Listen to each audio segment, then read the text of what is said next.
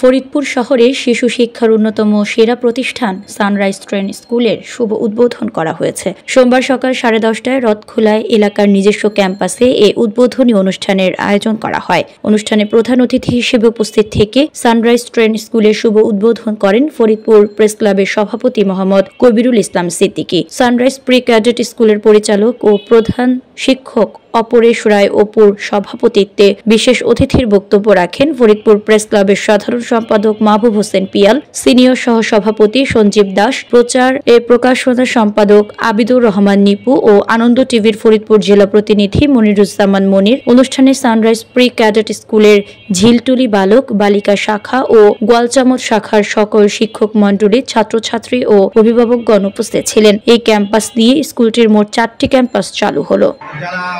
উপস্থিত আছেন তাদের অবগতির জন্য জানানো যাচ্ছে যে আমাদের এই অত্যন্ত ভালো লাগছে যে আমার নিজের এলাকায় এই ধরনের একটি প্রতিষ্ঠান, মানে সানরাইজ ইতিমধ্যেই আমার মনে হয় এই জেলার বাইরেও এর একটা ব্যাপক সুনাম এবং